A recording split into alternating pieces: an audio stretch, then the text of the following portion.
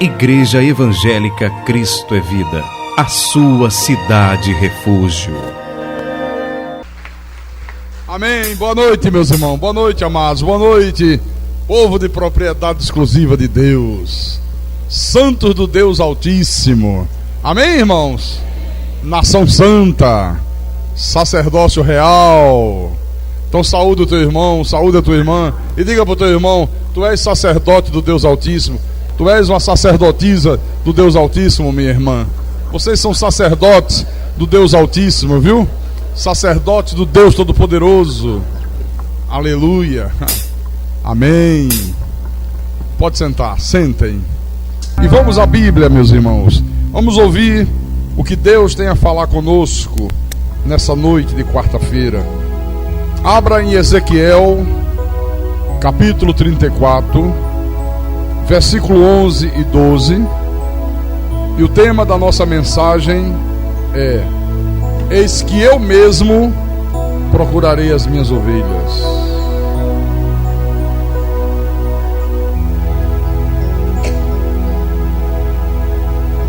Encontraram?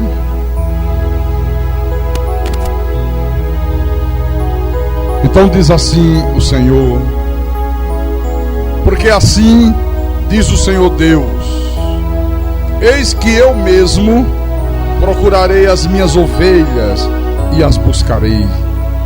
Como o pastor busca o seu rebanho no dia em que encontra ovelhas dispersas, assim buscarei as minhas ovelhas, livrá-las-ei de todos os lugares para onde foram espalhadas no dia de nuvens e de escuridão. Vamos orar ao nosso Deus para que o Espírito Santo nos faça compreender essa maravilhosa promessa de Deus, que faz com que o nosso amor para com Deus seja um amor cada dia maior, cada dia mais intenso, cada dia mais forte. Oremos ao Senhor agora.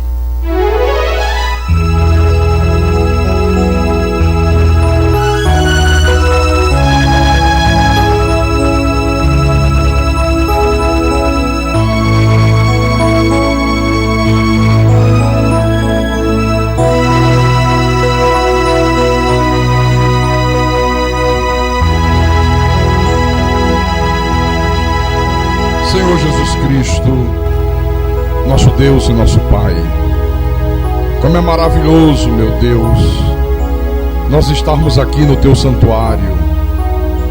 Que privilégio é fazer parte do Teu rebanho, saber que nós somos ovelhas Tuas, saber que o Senhor é o nosso pastor, saber que o Senhor é que nos conduz aos pastos verdejantes, as águas tranquilas de descanso, que é o Senhor que guia os nossos passos, é o Senhor que determina os nossos caminhos, é o Senhor que nos guarda, é o Senhor que nos protege, é o Senhor que provê tudo aquilo que nós necessitamos para nossas vidas. Ah, Jesus, e que nessa noite, meu Senhor, a voz do Teu Espírito possa ecoar no fundo da nossa alma, no mais profundo do nosso ser, no íntimo de cada homem e de cada mulher que o Senhor, com mãos de misericórdia, trouxe aqui essa noite.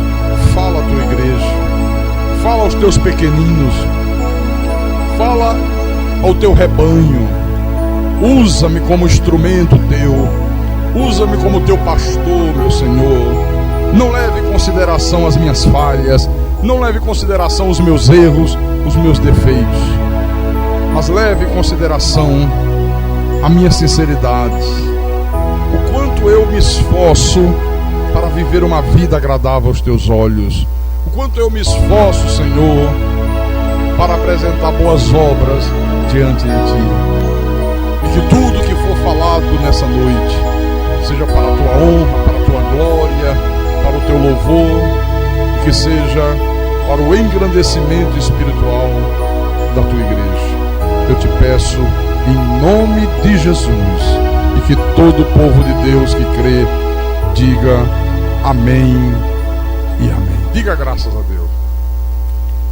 Meus irmãos amados, minhas irmãs em Cristo, Esta é a promessa mais espetacular que já se ouviu em toda a face da terra. Não existe promessa maior do que esta aqui. Esta promessa de Deus, ela mostra o cuidado que Deus tem pelo seu povo, o cuidado que Ele, como bom pastor, tem pelas suas ovelhas, e mostra mais do que isso. Mostra que se não fora Deus, nenhum de nós estaria aqui, nenhum de nós seria salvo. Por quê? Porque você sabe perfeitamente bem que o pecado de Adão nos matou. Quando Adão pecou, Adão morreu espiritualmente, e toda a descendência de Adão já nasce nesse mundo morta em delitos e pecados. Então todas as ovelhas, todos os filhos de Deus, por causa do pecado de Adão, eles estão nesse mundo desde o princípio, espalhado pelos altos montes e outeiros da terra. Eles vivem nesse mundo no meio dos cabritos. Eles têm atitudes de cabrito, mesmo sendo ovelhas. Por quê? Porque eles estão mortos em delitos e pecados. Até o dia que Deus os resgata e traz a ovelha perdida de volta para o aprisco. E tem que ser Deus a fazer isso. Ninguém pode fazer isso. O homem por si só não pode fazer. O homem não pode retornar a Deus. A ovelha não pode voltar para o aprisco. Tem que ser uma atitude graciosa de Deus. Amém? Leia outra vez.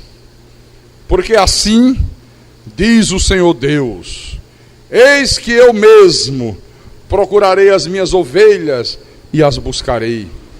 Como o pastor busca o seu rebanho no dia em que encontro ovelhas dispersas, assim buscarei as minhas ovelhas, livrá-las-ei de todos os lugares para onde foram espalhadas no dia de nuvem e de escuridão. Olha, Deus vai buscar a ovelha perdida, esteja onde ela estiver.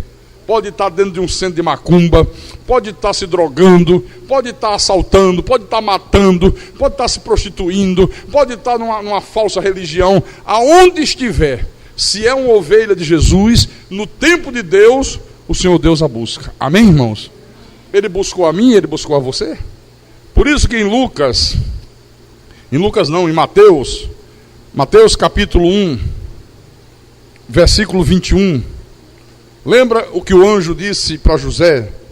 O anjo disse assim: olha, José, ela dará à luz um filho, e lhe porás o nome de Jesus, porque ele salvará o seu povo dos pecados dele. Salvará ou não salvará? Salvará. Nenhuma ovelha se perde, nenhum filho de Deus deixará de ser salvo. Todas as ovelhas se salvarão. No livro de João capítulo 10, versículo 14, olha que coisa maravilhosa Jesus diz aqui. Ele disse assim: eu sou o bom pastor, conheço as minhas ovelhas e elas me conhecem a mim. Como é que ele conhece as ovelhas e as ovelhas conhecem ele? Porque nós já existimos com Deus na eternidade. Nós já estivemos no concílio de Deus, quando nós éramos apenas espíritos angelicais, quando Deus havia nos criado na eternidade, a sua imagem, a sua semelhança, a imagem e semelhança de Deus e dos anjos, espíritos angelicais. Por isso que Ele nos conhece e nós conhecemos a Deus. Bom, versículo 3. Para este o porteiro abre, as ovelhas ouvem a sua voz, ele chama pelo nome as suas próprias ovelhas e as conduz para fora. Você vê? Olha, para Deus, você não é apenas um número de identidade ou de um CPF. Porque para os governos, para a sociedade, para as indústrias, para o comércio, nós não passamos de um número. Nós somos um número, nada mais do que isso. Para Deus, não. Para Deus, nós somos filhos amados. Ele nos chama pelo nome. Ele conhece cada um de nós individualmente. Ele conhece cada um de nós pelo próprio nome. Diga graças a Deus. Versículo 4. Depois de fazer sair todas as que lhe pertencem, quantas que lhe pertencem ele faz sair? Todas. Diga todas. Vai adiante delas. Olha, o Senhor está sempre adiante de você, viu? Você nunca está sozinho nesse mundo. Ele vai adiante delas e elas o seguem porque lhe reconhecem a voz. Quer dizer, eu só posso reconhecer uma voz que eu já tenha conhecido antes, que eu já tenha ouvido antes. Quando é que nós ouvimos a voz do Senhor para poder hoje reconhecer a voz dele? No concílio eterno de Deus. Por isso, quando a palavra chegou aos nossos ouvidos, ela soou como uma voz familiar. Não foi uma coisa estranha, não nos causou medo, não nos causou dúvida. A palavra veio, sabe, e ela trouxe paz e descanso para nossas vidas. Amém? Então, versículo 11. Versículo 11. Eu sou o bom pastor dá vida pelas ovelhas. Agora a pergunta é: como é que as ovelhas, pastor, ouvem a sua voz? Ele diz: as minhas ovelhas ouvem a minha voz. Como é que elas ouvem a voz do Senhor? Pela pregação do Evangelho.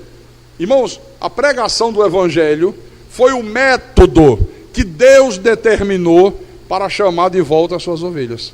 Elas ouvem e seguem. Diga graças a Deus. E os cabritos? Não creem. Os cabritos não creem. Pode ouvir 500 milhões de vezes. Entra por aqui, sai por acolá. Não dão a mínima para a voz do bom pastor. Para eles não tem sentido nenhum a voz de Deus. Versículo 26. Versículo 26. Mas vós não credes, porque não sois das minhas ovelhas. Quer dizer que quando uma pessoa não crê, quando uma pessoa ouve o Evangelho, ouve a palavra, ou num culto, ou através de um programa de rádio, ou através de um evangelismo pessoal, ou através da leitura da Bíblia, e ela não crê, ela não consegue crer na palavra, não é porque ela usou o livre-arbítrio, porque é isso que se ensina nas igrejas, não. É que aquela pessoa não é ovelha de Deus, ela não era de Deus, ela não pertence a Deus. Está aqui, ó. Vós não credes. Por que vocês não creem? Porque não sois das minhas ovelhas. Quem não é ovelha dele é cabrito de quem? Do outro, do diabo, cabrito do diabo. Volte um pouco atrás. Capítulo 8 de João, versículo 42.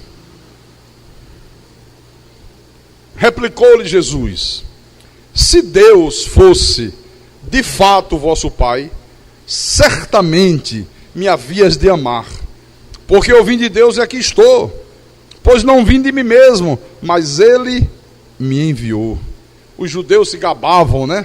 Oh, nós somos filhos de Deus, nós somos filhos de Abraão, nós somos os escolhidos do Senhor, né? E no entanto, não reconheciam Jesus como Deus, não criam nos ensinamentos de Jesus. Então havia um grupo dele que contestava tudo que Jesus falava. Aí Jesus disse: olha, se Deus fosse de fato o Pai de vocês, vocês iam me amar, vocês iam crer nas minhas palavras, sabe? Vocês iam se entregar por inteiro a mim. No entanto, não é isso que vocês fazem, não é isso que vocês estão fazendo. Veja que aqui no versículo 44, ele disse: vós sois do diabo, que é o vosso pai. Quer dizer que há pessoas nesse mundo que são de quem? Do diabo. Pertencem ao diabo, são da descendência do diabo, jamais amam a Deus, jamais se submetem a Deus, jamais creem nas verdades sagradas. A palavra de Deus não é coisa importante para eles. No versículo 47, ele concluiu e disse: quem é de Deus, ouve as palavras de Deus, obedece, né, as palavras, obedece os ditames sagrados. Por isso, não me dais ouvidos, porque não sois de Deus. Quer dizer que há pessoas nesse mundo que não são de Deus, não pertencem a Deus, elas não são do Senhor. Pastor Carlos Magno, mas o apóstolo São Paulo, pastor, ele não disse que o Evangelho é o poder de Deus para a salvação de todo aquele que crê? Lá em Romanos, não foi? Abra lá em Romanos capítulo 1. Romanos capítulo 1, versículo 16. Paulo diz: pois não me vergonho do Evangelho, porque é o poder de Deus para a salvação de todo aquele que crê, primeiro do judeu e também do grego. E aí, pastor? Ok, está aqui, diz. Agora eu pergunto: quem é todo aquele que crê? Quem é que crê? As ovelhas. As ovelhas. Então, o Evangelho é o poder de Deus para a salvação de todo aquele que crê, de todas as ovelhas. Esteja em Israel, esteja no Brasil, esteja no Japão, esteja lá onde estiver. Ouviu, vai crer. E o Evangelho é o poder de Deus para a salvação dele. Tito, capítulo 1, versículo 1. Ele diz: Paulo, servo de Deus e apóstolo de Jesus Cristo, para promover a fé que é dos eleitos de Deus e o pleno conhecimento da verdade segundo a piedade. Quer dizer que Paulo, ele promovia a fé, que é de quem a fé? Quem é que tem a fé santíssima? Quem é que tem esta fé de Deus? Para crer na palavra, para crer nas promessas, para acreditar nas verdades sagradas. Quem é que tem? Os eleitos de Deus. Só os eleitos de Deus creem. Só os eleitos de Deus têm um pleno conhecimento da verdade, segundo a piedade, segundo a graça de Deus. Aqui, em 2 Tessalonicenses, estamos bem perto.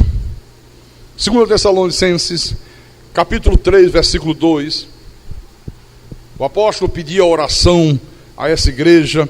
Ele dizia: ore para que nós sejamos livres dos homens perversos e maus, porque a fé não é de todos. Então o que eu estou falando para você nessa noite é uma verdade, irmãos, bíblica, que infelizmente 90% da igreja de Jesus Cristo não tem conhecido. Essa verdade tem sido ocultada. Tudo que eu mostrei a vocês até esse momento aqui, e que os sabichões modernos, os teólogos modernos, aqueles que dizem que são profundos conhecedores da Bíblia, aqueles que se apresentam como líderes espirituais, eles dizem que é heresia. Eles dizem que isso aqui que eu prego, que isso aqui que eu ensino é heresia. Hoje eu atendi um rapaz aqui, ele canta música, ele já foi meu obreiro na época da iniquidade. E ele disse: puxa, pastor, que pressão fazem contra o senhor, hein? Olha, naquele dia que o senhor esteve lá na feira gospel, que eu andei com o senhor, depois todo mundo: rapaz, você anda com esse homem, rapaz, não deu ouvido que esse homem é um perigo, esse homem é um herege, ele só fala heresia. E ele disse: pastor, mas o senhor sabe por que eu estou aqui hoje? Por quê? Sempre vi o senhor como um homem íntegro, um homem de palavra, um homem de coragem, sempre, mesmo quando o senhor não tinha esse conhecimento que tem hoje. E às vezes que eu tenho ouvido o senhor pelo rádio, eu confiro na minha Bíblia e eu não consigo dizer que é heresia. Porque se eu disser que é heresia, eu estou chamando Deus de herege. Eu estou chamando Deus de herege. Então, Jesus ensinou essas verdades aqui através de uma parábola linda e maravilhosa.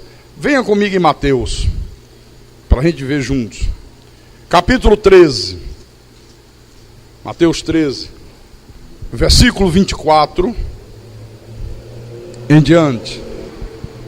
Outra parábola lhes propôs, dizendo: o reino dos céus é semelhante a um homem que semeou uma boa semente no seu campo. Mas, enquanto os homens dormiam, veio o inimigo dele, semeou o joio no meio do trigo e retirou-se. E quando a erva cresceu e produziu fruto, apareceu também o joio. Então, vindo os servos do dono da casa, lhe disseram: Senhor, não semeaste boa semente no teu campo? De onde vem, pois, o joio? Ele, porém, lhe respondeu: um inimigo fez isso. Mas os servos lhe perguntaram: querem que vamos e arranquemos o joio? Não, replicou ele, para que ao separar o joio, não arranqueis também com ele o trigo. Deixai-os crescer juntos até a colheita, e no tempo da colheita direi aos ceifeiros: ajuntai primeiro o joio, atai-o em feixes para ser queimado, mas o trigo recolhei-o no meu celeiro. Olha, na época de Jesus, semear joio na plantação de uma pessoa era uma coisa tão comum, era uma coisa tão corriqueira, que que Roma estabeleceu uma lei para punir quem fazia isso. Às vezes uma pessoa queria prejudicar o vizinho, tinha uma rixa com alguém, aí via o vizinho plantar um campo de trigo maravilhoso, aí ele ia lá de noite e jogava a semente do joio, para destruir a plantação do vizinho.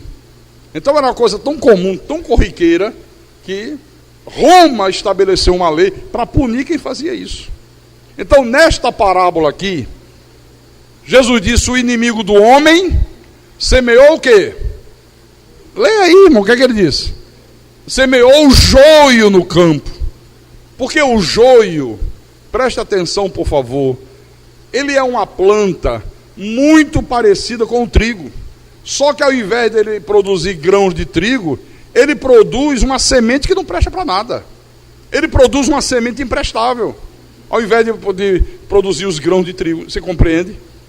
Então, até que a espiga estivesse madura, até a espiga se tornar madura, era praticamente impossível se distinguir o que era joio, o que era trigo. Muito parecido.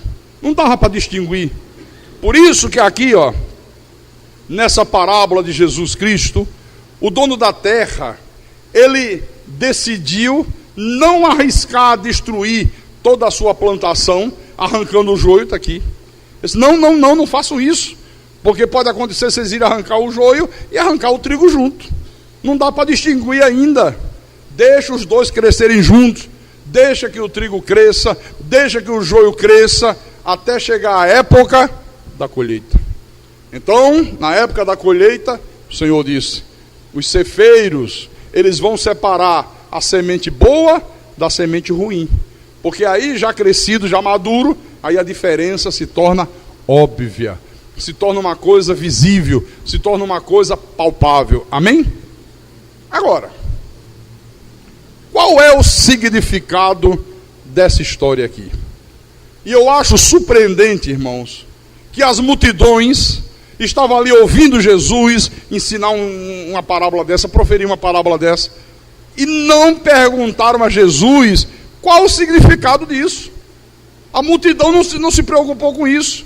Por que eles não perguntaram, pastor, qual o significado dessa parábola aqui? Sabe por quê?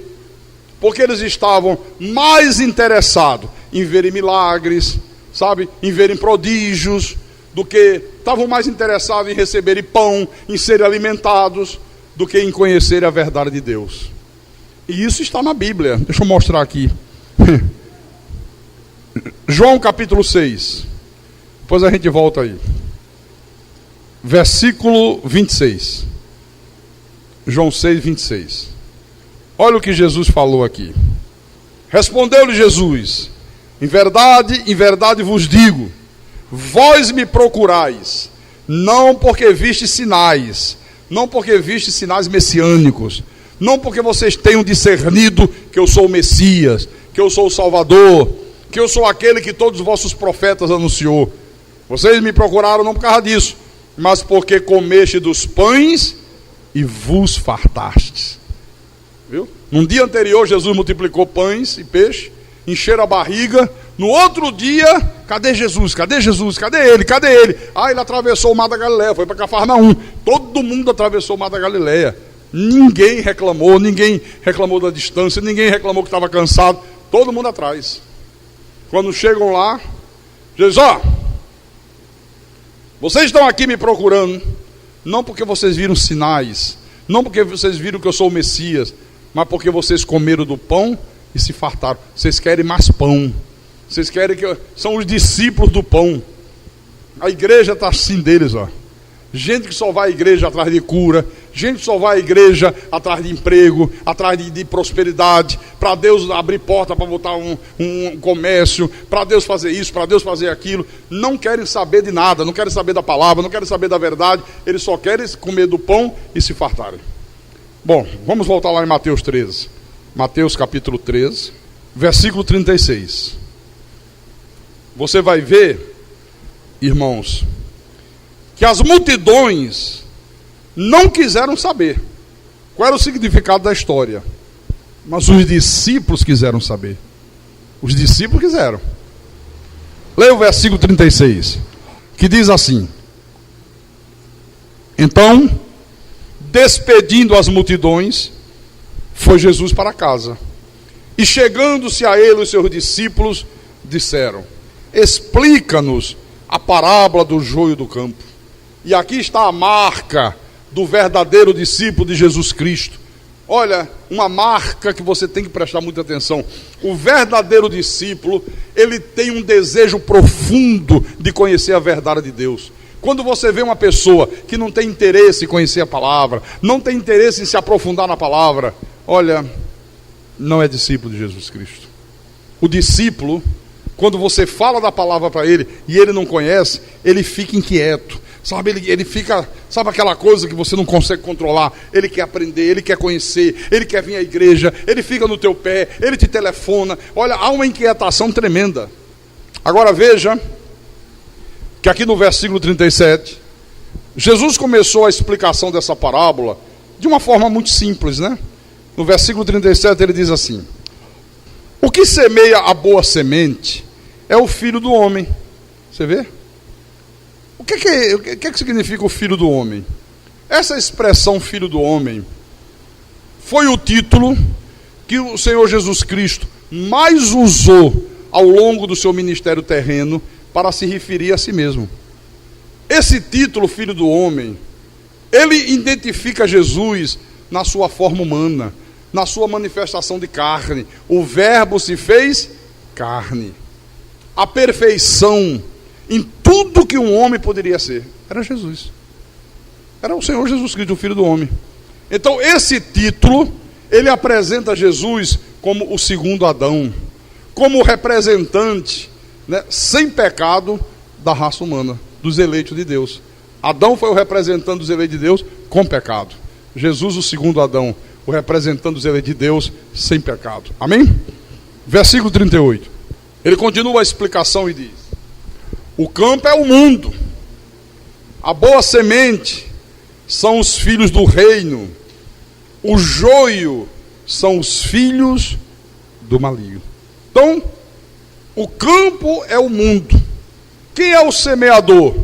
O filho do homem, que é o dono do campo, que é o dono do mundo, que é o proprietário legítimo, que é o soberano, e é ele que cultiva a sua plantação em toda a terra, em todo o mundo. Aqui, ó. O que é que ele semeia, irmãos? A boa semente são os filhos do reino. Está aqui, ó. Então, os filhos do seu reino, aquele que ele escolheu desde antes da fundação do mundo, aqueles que ele em amor os predestinou, olha, são os eleitos de Deus, são aqueles que creem e o seguem. Então, eles estão semeados em todas as nações da terra. Em todas as nações do mundo tem os filhos de Deus, tem o trigo semeado. Pastor, e a má semente, quem são? O que é que Jesus diz aqui? O joio, que é a má semente, são os filhos de quem? Do maligno. Anjos decaídos que assumiram um corpo de carne, que passaram a existir nesse mundo também numa forma humana, a partir de Caim, você sabe muito bem disso. E daí, irmãos, a semelhança que há entre o joio e o trigo. Você vê lá fora no mundo, como é que você vai saber quem é joio e quem é trigo? Não tem como saber. Absolutamente não tem como saber, porque são iguais. Por isso que ele disse: não vai arrancar o joio não, para não acontecer você arrancar junto o trigo. Quem diria que Paulo era trigo? Você está compreendendo? Muito parecidos, parecidíssimos, né? Versículo 39. Continua o Senhor: o inimigo que o semeou é o diabo, a ceifa é a consumação do século, e os ceifeiros são os anjos. Então, veio o inimigo de Deus e semeou a sua má semente no meio da boa semente, né? A boa semente que o dono do mundo havia plantado. Então, esses filhos do maligno, Jesus diz aqui, eles vivem lado a lado com os filhos de Deus nesse mundo, irmão. Vivem junto nesse mundo. Agora, por que o Senhor não permitiu que os seus servos fossem lá e arrancassem o joio? Porque só Deus sabe quem é o joio e quem é o trigo. Só Deus é que sabe. Por isso que ele disse: deixai-os crescer juntos até a colheita. E no tempo da colheita, direi aos ceifeiros: ajuntai primeiro o joio, atai-o em feixes para ser queimado, mas o trigo recolhei-o no meu celeiro. Está aqui no versículo 30. Então, na realidade, os servos estavam prontos para empunhar uma foice e ir lá e exterminar os filhos do diabo. Não, deixa que a gente arranca, deixa que a gente acaba com eles de uma vez. Segura um pouquinho aqui, Mateus 13. Venha em Lucas capítulo 9. Lucas 9, versículo 51. Olha só.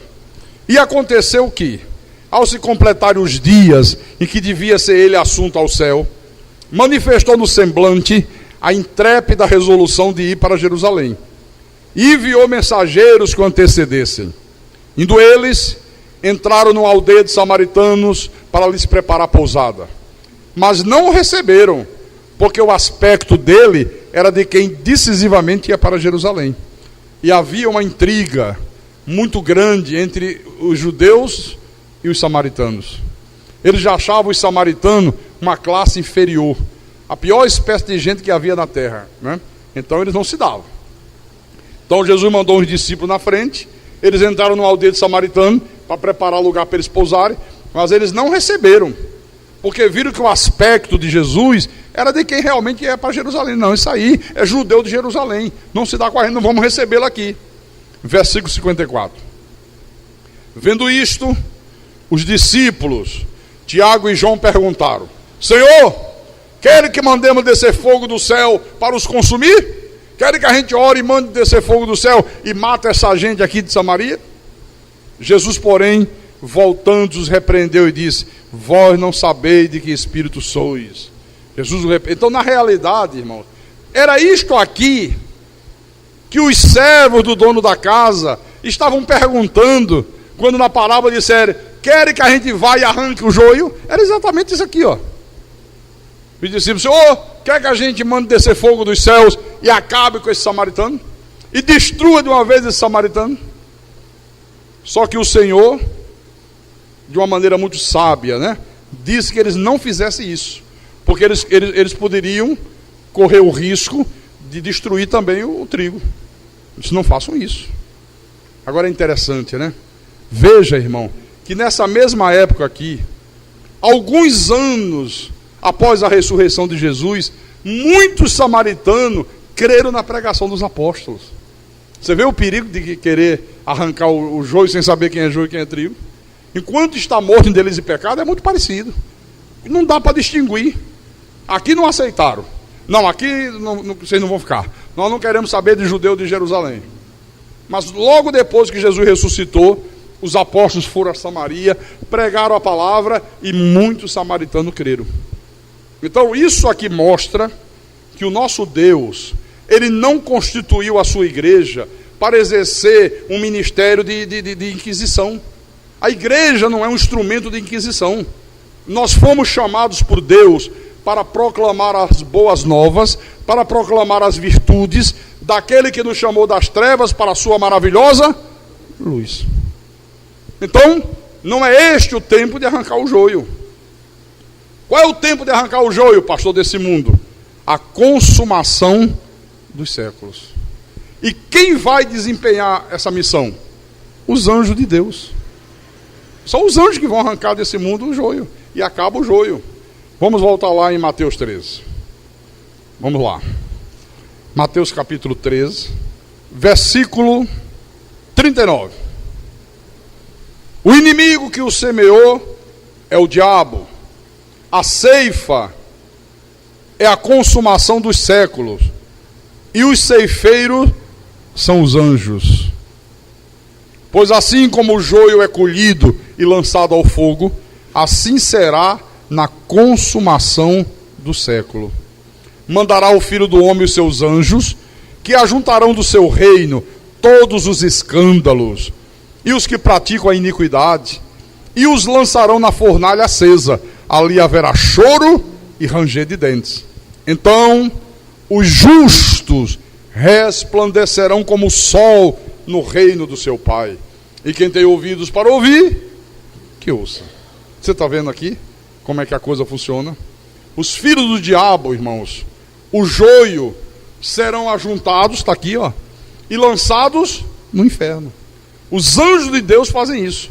E os filhos de Deus, os justos, aqueles que foram justificados mediante o sangue derramado na cruz, resplandecerão como o sol no reino de seu Pai.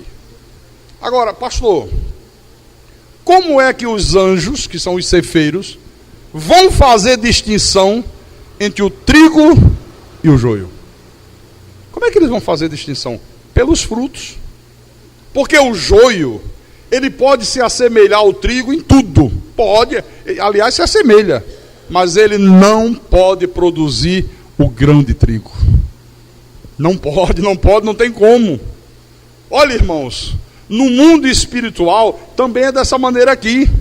Os filhos do diabo, eles podem imitar os filhos de Deus, eles podem se vestir como os filhos de Deus, eles podem usar a Bíblia como os filhos de Deus usam, eles podem até vir à igreja como os filhos de Deus vêm, mas eles não podem produzir a verdadeira retidão, eles não podem crer, eles não podem viver uma vida de santidade aos olhos de Deus, eles não podem apresentar o fruto de um novo nascimento, mas não podem mesmo. E Jesus disse isso, só voltar um pouquinho atrás, capítulo 7 de Mateus, versículo 18. Olha o que Jesus falou aqui: não pode a árvore boa produzir frutos maus, nem a árvore má produzir frutos bons. Claro, evidente que não pode.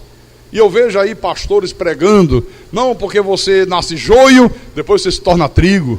Não, você nasce cabrito, depois você se torna ovelha. Que história é essa? Não pode a árvore boa produzir frutos maus, nem a árvore má produzir frutos bons. Toda árvore que não produz bom fruto é cortada e lançada ao fogo. Assim, pois, pelos seus frutos os conhecereis. Olha, quem nasce trigo, morre trigo. Quem nasce joio, morre joio. Mesmo que ele seja cultivado num campo repleto de joio, olha, o trigo vai produzir grão de trigo. Pode estar num campo onde só tem joio, bota lá o trigo no meio, ele vai produzir grão de trigo. Então, irmãos amados, eleitos de Deus, aqui está mais uma vez, de uma maneira muito clara, a verdade bíblica de que a salvação é uma obra inteiramente de Deus. Nenhum de nós participa do processo da salvação.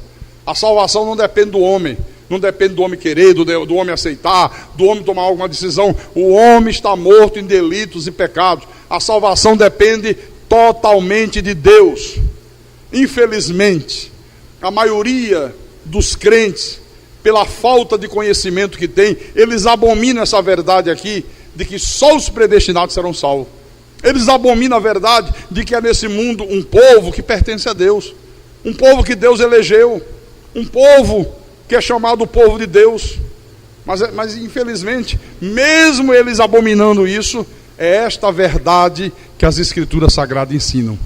É essa verdade que dá na Bíblia. Diga graças a Deus por isso. Vamos ver um pouquinho disso? Romanos capítulo 8. Romanos 8, versículo 29 e 30. Então diz assim: porquanto aos que de antemão conheceu. Olha, Deus nos conheceu de antemão. O que é que significa de antemão? Desde antes da fundação do mundo. Deus não te conheceu agora. Não foi surpresa para Deus quando você se converteu. Porque às vezes a sensação que dá, pelo que se ensina aí fora, é que Deus fica surpreso. Quando uma pessoa se converte, Deus, ai que susto. Eu nunca imaginava que aquela pessoa ia se converter. Ai, meu coração. Não. Deus nos conheceu de antemão. E aos que Ele conheceu de antemão, também os predestinou para serem conformes à imagem de seu Filho, a fim de que Ele seja o primogênito entre muitos irmãos. E aos que predestinou, a esses também chamou. E aos que chamou, a esses também justificou. E aos que justificou, a esses também glorificou. Eles chamam isso aqui de heresia. Dizem que predestinação é heresia. Abrem Efésios. Efésios capítulo 1, versículo 4. Paulo repete e diz: assim como nos escolheu nele, antes da fundação do mundo, para sermos santos e irrepreensíveis perante ele, e em amor nos predestinou para ele, para a adoção de filhos, por meio de Jesus Cristo, segundo o beneplácito da sua vontade. No versículo 11, Paulo repete e diz: nele digo, no qual fomos também feitos herança, predestinados, segundo o propósito daquele que faz todas as coisas conforme o conselho da sua vontade. Aleluia. Diga: Deus faz todas as coisas conforme o conselho da sua vontade. Aleluia. Capítulo 2 de Efésios, versículo 8 e 9. Porque pelo jejum sois salvos. Não está na Bíblia isso. Desculpa. Porque pela oração do pai ou da mãe sois salvos. Se você dependesse, se eu dependesse, se nós dependêssemos de ser salvo pela oração de qualquer pessoa nesse mundo, nós estávamos no inferno. A oração de ninguém pode nos salvar. Porque pela graça sois salvos, mediante a fé. Mediante a fé. E isto não vem de vós, é dom de Deus. Aí ele diz no versículo 9: não de obras, para que ninguém se glorie. Pastor, mas eu ouço às vezes os pastores dizendo, pastor, que não é bem assim, é que Deus sabia quem é que ia aceitar Jesus, quem é que não ia aceitar Jesus. Bom, realmente eles dizem isso. Não é bem assim não. É que Deus sabia quem lá na frente ia usar o livre-arbítrio para aceitar ou para não aceitar Jesus. Infelizmente ensinam assim. Mas dizem até que é porque Deus tinha presciência. Não, Deus tinha uma presciência. Deus sabia que aquele ali ia aceitar, que aquele ali ia rejeitar. Deus sabia. Não é que teve predestinação, não. Irmãos, amados, 1000 vezes não. Livre-arbítrio é maldição. Livre-arbítrio é ensino de demônios. Deixa eu mostrar aqui. João capítulo 6. Versículo 37. Eu falei para esse irmão que estava hoje aqui comigo. Eu disse: você sabia que Jesus combateu violentamente o livre-arbítrio? Isso foi mesmo. Eu digo: você não sabia? Porque ele disse assim: pastor, olha, graças a Deus, eu congrego numa igreja onde nós manejamos bem a palavra. Eu digo: a sua igreja é pentecostal? Ele disse: é. Maneja bem mesmo? Maneja. Tá bom. Eu digo: vocês creem no livre-arbítrio? Cremos. Então vocês manejam muito mal. Muito mal. Porque Jesus combateu o livre-arbítrio, combateu. Eu digo: vamos ver na Bíblia. Aí comecei aqui no versículo 37. Todo aquele que o Pai me dá, esse virá a mim. E o que vem a mim, de modo nenhum o lançarei fora. Infelizmente, aqueles que pregam o livre-arbítrio, que ensinam essa heresia, pegam esse versículo aqui e de uma maneira desonesta, eles só citam a segunda parte do versículo. Ele diz assim: irmãos, Jesus disse: o que vem a mim, de modo nenhum lançarei fora. Está vendo? É você que tem que vir, é você que tem que aceitar. Quem quer tomar uma decisão hoje de aceitar Jesus? Isso é uma desonestidade sem tamanho. Jesus diz: todo aquele que o Pai me dá, esse virá. E o que vem, de modo nenhum lançarei fora. Há possibilidade do homem vir sem que o Pai o dê? Não há. O homem está morto. Né? Há possibilidade de, uma vez nas mãos de Jesus, ser jogado fora? Há possibilidade. Por isso que nós dizemos: salvo uma vez, salvo para sempre. Versículo 44. Jesus repete: ninguém pode vir a mim se o Pai que me enviou não o trouxer. Olha, tem que ser Deus trazendo. O homem está morto, né? E eu o ressuscitarei no último dia. Graças a Deus. Olha, no último dia você tem garantido a tua ressurreição no novo corpo, num corpo glorificado. Amém? Versículo 65. E prosseguiu: por causa disto é que vos tenho dito, ninguém poderá vir a mim se pelo Pai não lhe for concedido. Os judeus, quando ouviram isso, eles criam em livre-arbítrio, eles achavam que eles mandavam em Deus, eles achavam que eles tinham o poder de decidir. Como o homem gosta de mandar em Deus, né? Como o homem gosta de ter o poder nas mãos. Não tem não, meu irmão. Quem tem o poder é Deus. Deus é que tem todo o poder e toda a autoridade nas mãos. Quando eles ouviram esse ensinamento de Jesus, sabe o que aconteceu? Leia o versículo 66. À vista disso, desse ensinamento, que é o mesmo que eu passo para a igreja, é o mesmo que eu prego no rádio, é o mesmo que eu escrevo em livro, muitos dos seus discípulos o abandonaram e já não andavam com ele. Muitos, não foram poucos não. Ah, é assim? Isso é um herege. Olha a heresia que ele está dizendo aí. Não, não queremos saber dele não. Ele não é o Messias coisa nenhuma. Ele é um impostor. E foram embora. Você está vendo? Muitos o abandonaram. Só ficaram as ovelhas mesmo, né? Agora, abra em 1 de Pedro. Primeira epístola de Pedro. Capítulo 1. Versículo 1. Pedro, apóstolo de Jesus Cristo, aos eleitos que são forasteiros da dispersão no Ponto, Galácia, Capadócia, Ásia e Bitínia. Aí ele agora explica no versículo 10: eleitos segundo a presciência de Deus Pai. Eleitos segundo a presciência de Deus Pai. Olha, irmãos, Pedro não está dizendo aqui que a presciência de Deus significa que Deus sabia de antemão quem haveria de crer, quem não haveria de crer. Não, não é isso que Pedro está dizendo aqui não. Pedro está dizendo aqui nesse versículo que nós fomos eleitos, que nós fomos escolhidos e que Deus já tinha uma ciência pré disso aqui.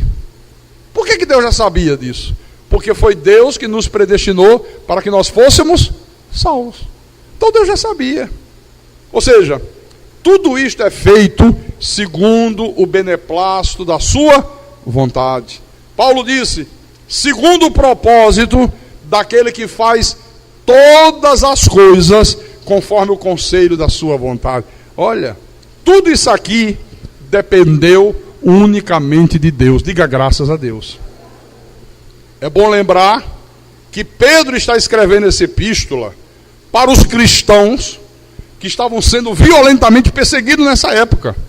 Então, em meio a uma perseguição violenta, Pedro está recordando a esses crentes aqui que eles eram eleitos de Deus. Pedro está aqui confirmando a soberana eleição de Deus. Então, quando Pedro usou a expressão aqui, forasteiro, por que Pedro usou essa expressão, hein? Por que razão Pedro usou essa expressão? Pedro estava lembrando, irmão, para eles, que eles, como escolhidos de Deus, eles estavam como estranhos nessa terra. Vocês estão como forasteiros nesse mundo. Vocês estão aqui só de passagem. Então aguente firme. Não temam as perseguições, não temam os sofrimentos, não temam a morte. Aqui em Hebreus 11, deixa eu mostrar. Hebreus capítulo 11, versículo 13. Olha o que Paulo disse aqui. Todos estes morreram na fé, sem ter obtido as promessas, vendo-as, porém, de longe, e saudando-as, e confessando que eram estrangeiros e peregrinos sobre a terra. Você está vendo? Paulo está dizendo aqui que os antigos, eles morreram confessando que eram peregrinos, que eram estrangeiros sobre esta terra. Nós não somos daqui, essa terra não é a nossa terra, viu? Olha, para clarear mais ainda o entendimento, veja o que diz aqui Filipenses, capítulo 3, versículo 20. Para tornar mais claro, Paulo diz à igreja: pois a nossa pátria está nos céus, de onde também aguardamos o Salvador, o Senhor Jesus Cristo. A nossa pátria está onde? Nos céus. O que é pátria? Local de nascimento.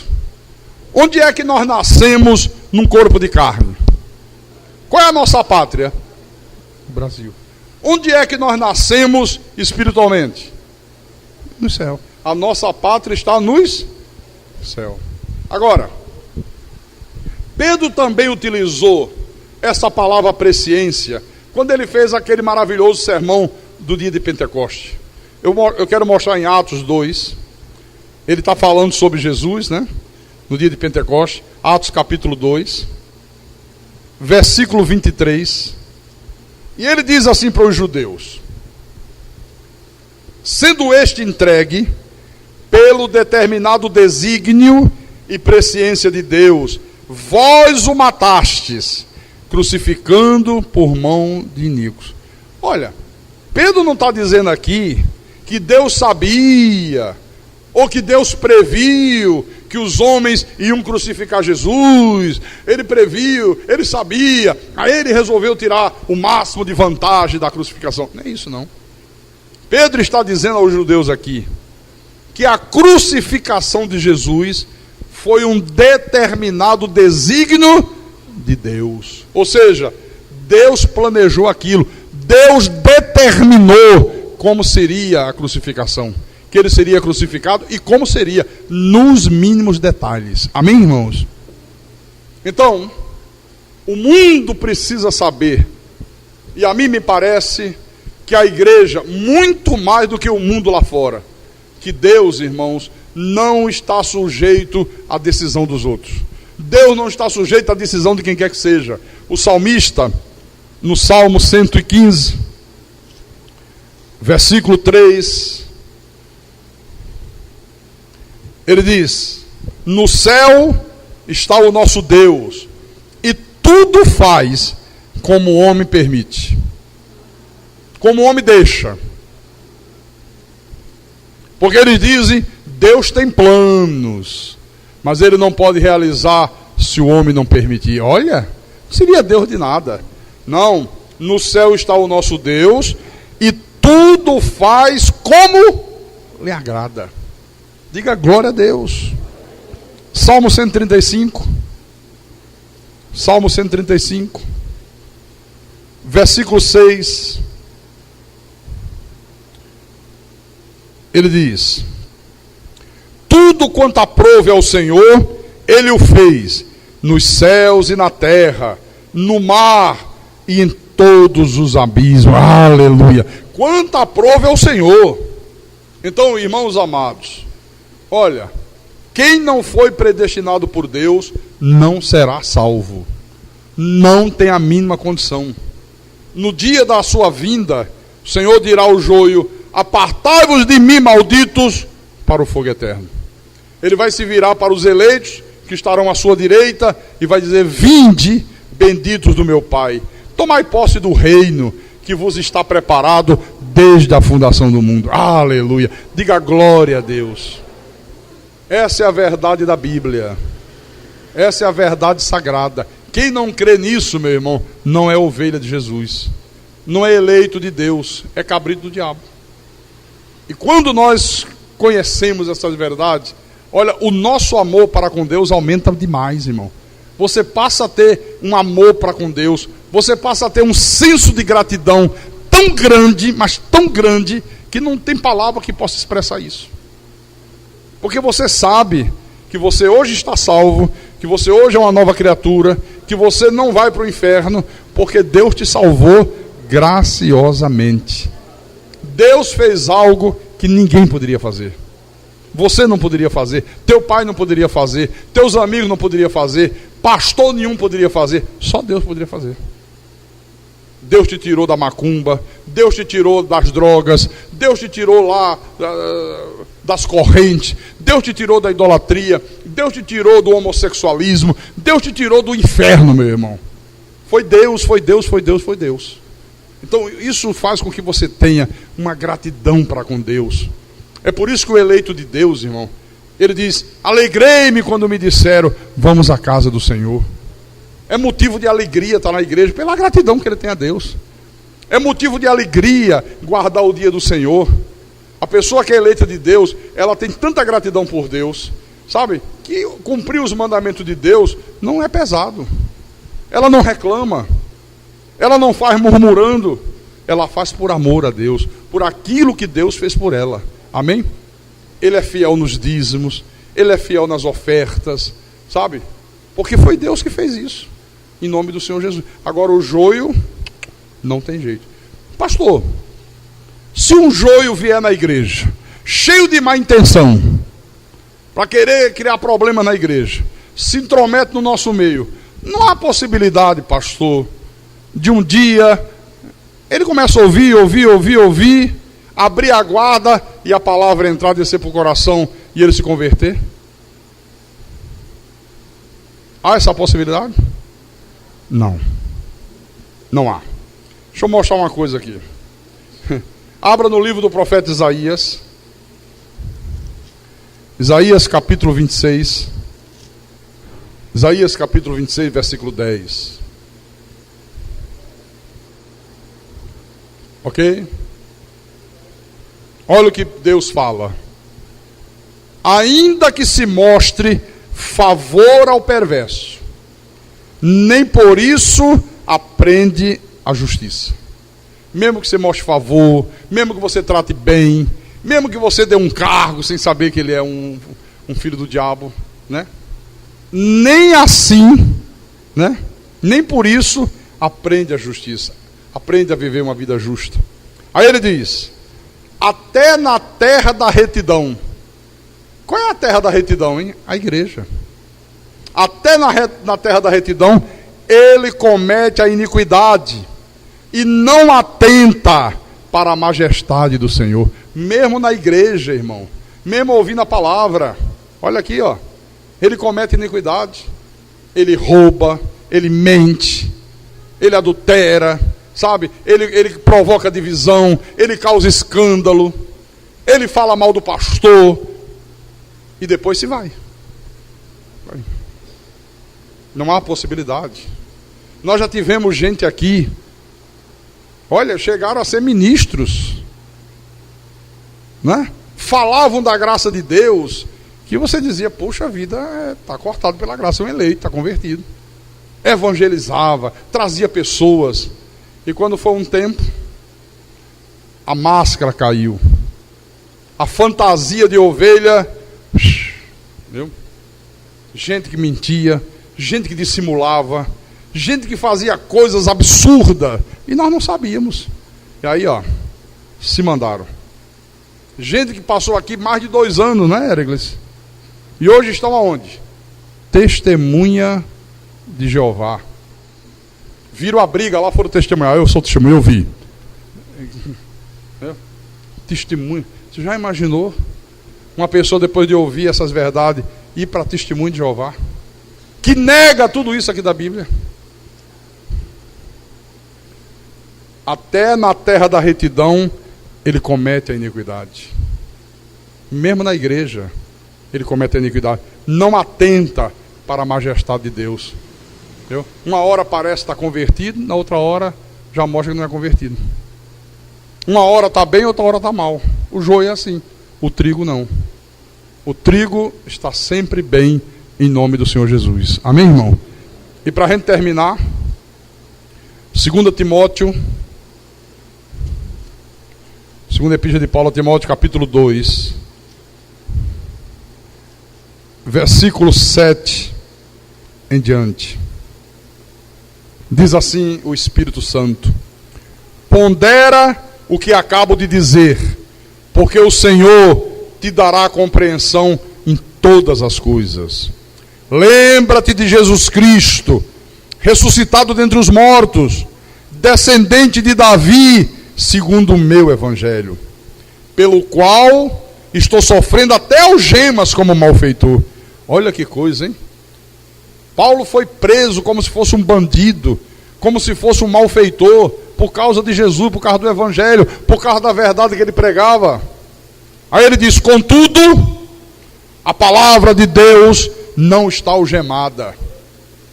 Pode prender o pastor, pode matar pastor, pode fazer o que fizer, mas matar a palavra de Deus ninguém mata. Amarrar a palavra de Deus ninguém amarra, meu irmão, em nome de Jesus Cristo.